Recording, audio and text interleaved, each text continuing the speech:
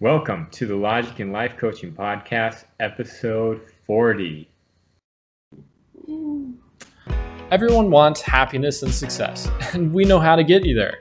Come listen to the Leadership Society of Arizona as we teach a proven logic to help you simplify life, overcome challenges, and predict the future. You're listening to the Logic and Life Coaching Podcast. Wow. Welcome to the Logic and Life Coaching Podcast. We're at 40 episodes. Isn't this crazy? Easy. So my name is Chuck Solanas, and I'm joined by Dr. Jacob Kashiwagi, our longtime weekly guest. You know him, you love him. If you're at this point and if you listen to all 40 episodes, then there must be some value you're getting from it. But like we heard last episode, don't trust him. Try it out. Figure out if the solution's crazy, just try and find some more stats to back up what he's saying. So anyway, I have found some benefit from listening to his advice, and I'm going to ask for some more advice on something else. So today I want to talk about criticism. And so I find myself getting pretty defensive when I hear criticism. And so I found this pretty often, especially in projects that I put a lot of time into. I've got some emotions tied into it. But how do you recommend taking criticism? I don't take criticism. You don't? I'm just kidding. I'm just kidding with you, Chuck. But let me ask you this. What is your definition of criticism? Criticism is, I would think, something that is negative about what you did. Like it's saying there's something deficient, there's something wrong. Okay. What's the difference between someone giving you advice or someone giving you like a kind of like, hey, let me give you some, give you some information about what's going on or whatnot, to help you to grow or change, and criticism? Is it the same thing, different? I have found that it really depends on the kind of view that you're coming from. If you come from the view that I don't like this, I'm never going to like this, and these are all the things wrong with your idea, that's what I kind of view as criticism. Versus advice, it's kind of like I would want to know that they're on my side, I would want to know that they actually are trying to help me. Yes. And so let me ask you this then. So the difference is one's trying to help you and one's trying to put you down. Correct. Okay, well, let me ask you this then. Could someone who's really close to you that wants to help you give you advice in the form of, you stink, you're never going to be good at this, you need to do something different? They probably wouldn't say it like that. But have there been people maybe who are close to you that have said stuff like that to you before, who overall they're trying to help you? Yes. Oh, so criticism is on your perspective. It's your perception of if the person's trying to help you or not. If someone is being honest with you on how they feel and what they've perceived in you, is that something that helps you or doesn't help you? If someone's being honest with me about what they perceive, does that help me or not help me? I think if they're being honest and I can trust what they're saying is like they're trying to be in my best interest, then No. I'm not even talking about your best interest, but if someone just tells you, like you did a presentation, someone comes up and tells you, because they truly believe it. I doubt anyone is lying when they're very negative about something. Um, that presentation I didn't like at all. I thought you're boring, da da da da da. If they're being honest with their feedback and that's how they really felt, is it good for you to know that or not good for you to know that? I would think it's good to know that. It's just hard to hear. Yes. So in reality, any feedback is actually helping you.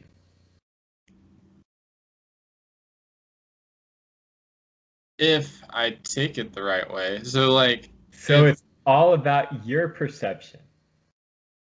I would think so, because like if someone is being honest with me and they're saying, you know, that wasn't a very good presentation, and I think, well, I'm not going to do presentations anymore, then it kind of defeats the purpose, which is you should improve your presentation versus you shouldn't do presentations anymore.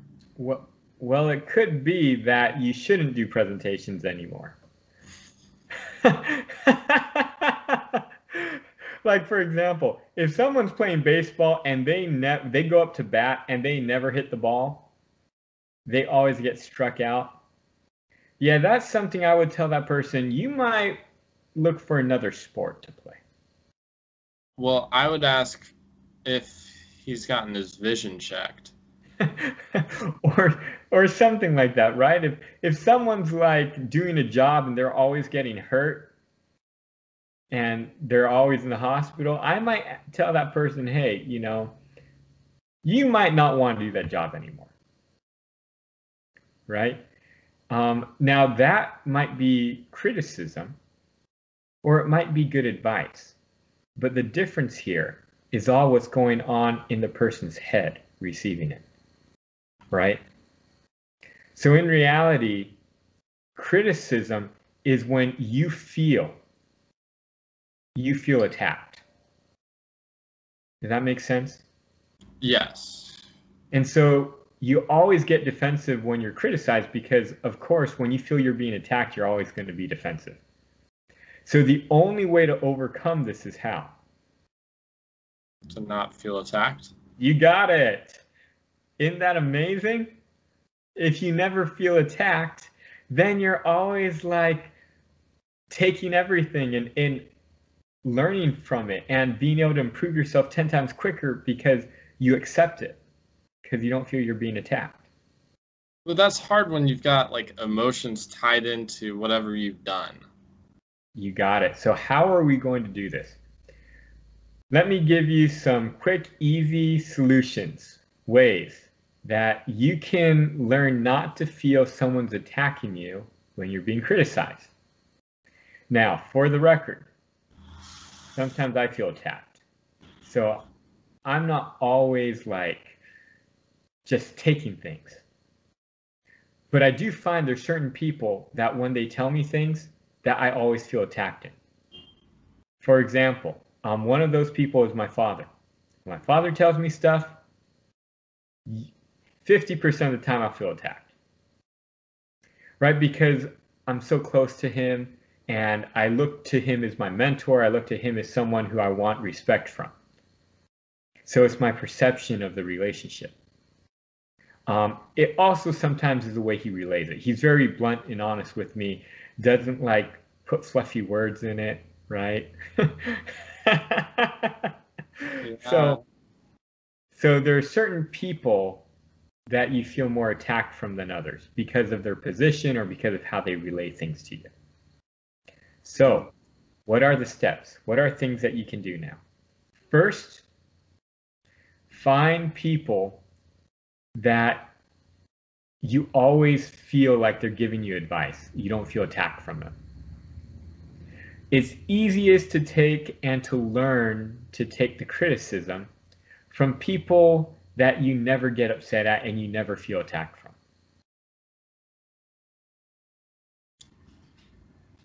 So for example, if I have a person here and they give me advice all the time, I never feel attacked from them.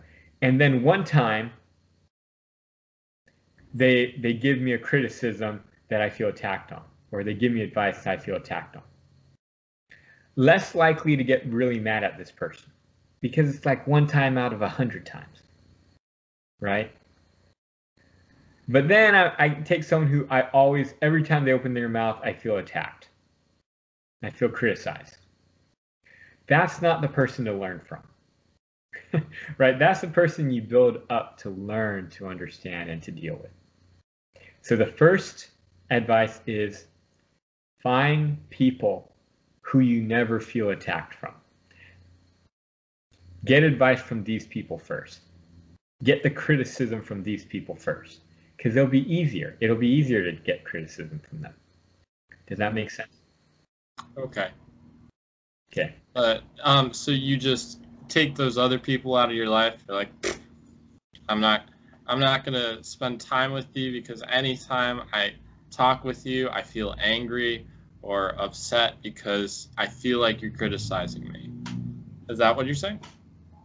I'm just saying, try not to get advice from the people you feel criticized the most when you're first trying to develop this ability to not be offended and not feel attacked. Did that make sense? Right. So like with a new product offering or something like that, you want to go to the people that you know are going to support you first. You got it. Yeah. If I'm releasing, okay, and this is the second thing, is know when you feel insecure about something and be very cautious about getting advice when you feel insecure about it. So for example, if you're releasing, if you like, it's your first time and you've been practicing and you're going to sing in public for the first time, and you don't feel you have a good voice and you feel really insecure about this. When you get done singing, don't be going and looking for the person that hates you the most to get advice or to get, hey, feedback from how you did from them. Right? Right. And if it's something that you feel really insecure about, be very careful with who you get advice from. Mm-hmm. So that's the second thing, is you need to realize when you feel really insecure or when you feel really stable about something. Mm-hmm. Now the third is that look and test yourself when you feel very secure about something. So when you know you did a good job, nothing anyone can say can ever make you feel bad about it. That's the time that you start testing your limits. You start saying, maybe I should go to my worst enemy here. Let this person talk bad about me and see if I can take it, see if I can learn from their perception and their criticism or their advice. Okay? So test yourself when you're really stable about things. Okay. And the fourth, well, actually there's 5, but the fourth is get more criticism, get more advice from other people, get more feedback from other people.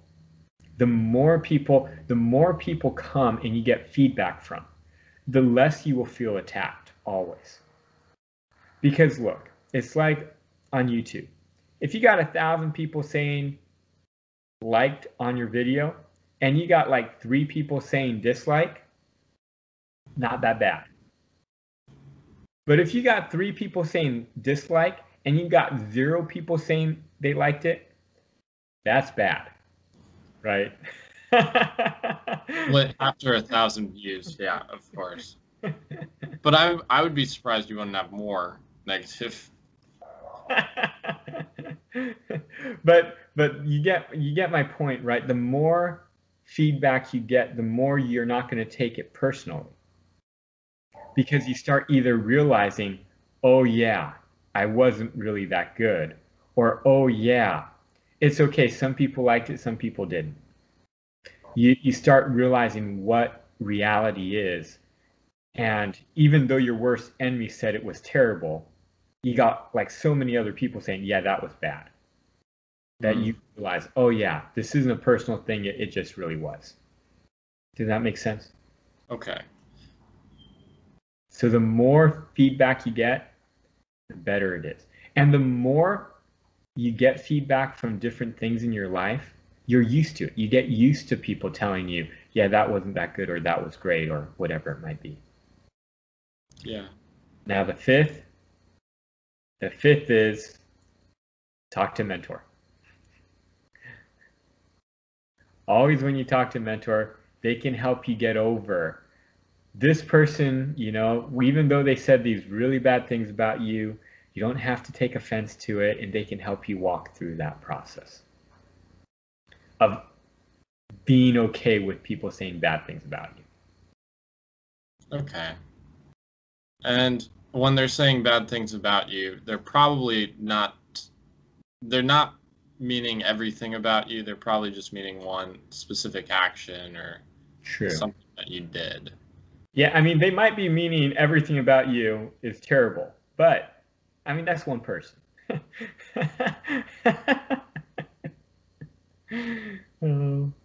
Yeah. Anyway, yeah. I'm pretty sure I got a couple people out there that they feel I'm just the terriblest person. I'm okay with that. Okay. Yeah, I wouldn't probably want to spend my time around those people. Yeah, that's why I don't know who they are. Oh. Understood. Okay.